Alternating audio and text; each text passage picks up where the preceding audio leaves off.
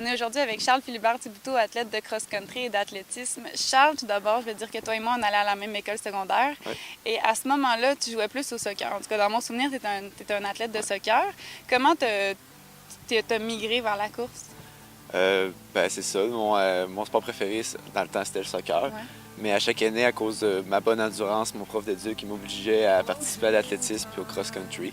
Finalement, en secondaire 5, j'ai vu que j'avais peut-être plus de talent là-dedans. OK. Fait que c'est vraiment à ce moment-là que j'ai plus considéré aller vers la course puis de laisser faire le soccer.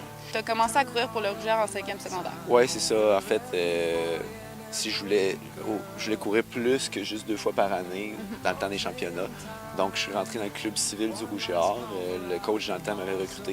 OK. Puis c'est à ce moment-là que j'ai commencé à m'entraîner là, plus sérieusement 3-4 fois par semaine pour éventuellement m'entraîner comme tous les jours, là, comme je fais présentement. Ouais, présentement, c'est assez lourd là, comme préparation. Pendant le cross-country, vous courez tous les jours. Est-ce que c'est ça toute l'année, même pour l'athlétisme?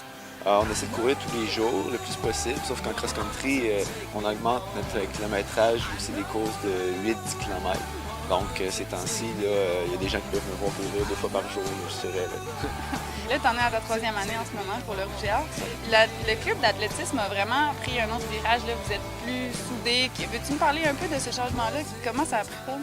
Oui, bien, avant le club d'athlétisme, là, de ce que j'ai entendu, c'était pas plus ou moins une équipe. C'est les groupes, là, lancers, sauts, demi-fond, sprint, c'était tout un peu séparé. OK. C'était beaucoup des petites gangs. Sauf que c'est ça, il y a 3-4 ans, on a vu qu'à Québec, il y avait un bon groupe de demi-fond qui se soudait avec moi et d'autres de mes coéquipiers, entre autres Jean-Samuel Lapointe, Emmanuel Boisvert, Jean-Hélène Labranche.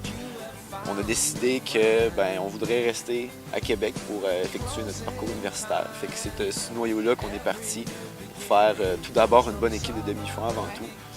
Puis après, on a comme soudé l'équipe. On a vraiment mis l'emphase sur devenir une équipe puis souder des groupes d'épreuves. Puis là maintenant, grâce au travail exceptionnel du coach et au bon recrutement, on est plus qu'une équipe de demi-fond. On a fait une bonne équipe d'athlétisme qui s'en est de plus en plus complète. Puis quand tu dis on s'est rendu compte qu'on était des bons coureurs de demi-fond au Québec, c'est au club civil que vous êtes rendu compte de ça? C'est là que tu les as rencontrés? C'est ça. Moi, j'étais dans le club civil du Rouge-et-Or dans le temps. Puis il y avait un autre groupe qui s'appelait le Québec Endurance. OK. Eux, je faisais partie de ce groupe-là, mais c'était 2 groupes qui étaient nés à Québec. OK. Donc, on s'entraînait quasiment ensemble. On était tout le temps dans les parages. OK. C'est comme ça un peu que c'est parti. Puis là, en ce moment, là, c'est dans du cross-country à l'automne. Tu fais donc des 8-10 km. Qu'est-ce que tu préfères? Préfères-tu faire ces courses de distance-là ou tu préfères en athlétisme faire de la course de demi-fond? Ça va avec le temps de l'année, je dirais. L'été, l'hiver, j'adore ça, faire du travail plus rapide, faire du 1000 mètres, 1500 mètres, 800 mètres. OK. Sauf qu'après un hiver puis un été là, de travail sur ces distances-là, ça fait vraiment du bien à l'automne de faire du cross-country, profiter un peu de la belle température, faire du plus long aussi, faire des longs jogs, des affaires comme ça. Fait que moi, c'est sûr que je suis un peu moins de long dans mes spécialités, mais j'adore autant le cross-country que l'athlétisme rendu à l'automne. Ça change mal de place un peu? Oui, c'est ça. Et là, en ce moment, tu étudies en administration. As-tu une idée un peu où tu veux t'en aller avec ça? Oui, présentement, je suis un parcours mix, 2 majeurs, marketing et management. Finalement, j'ai trouvé que le marketing, c'est un peu plus ma branche. J'aimerais ça pouvoir poursuivre dans une maîtrise en marketing. Et ensuite de ça, c'est sûr, travailler dans le milieu du sport marketing, faire du marketing dans le sport ou encore travailler pour une compagnie de sport. Puis au niveau de la course, est-ce qu'il y a des possibilités d'avancement? Peux-tu aller plus loin qu'au niveau scolaire? Oui, au niveau civil, l'été, participer à des championnats internationaux. Cet été, j'ai eu ma première expérience puis j'ai adoré ça.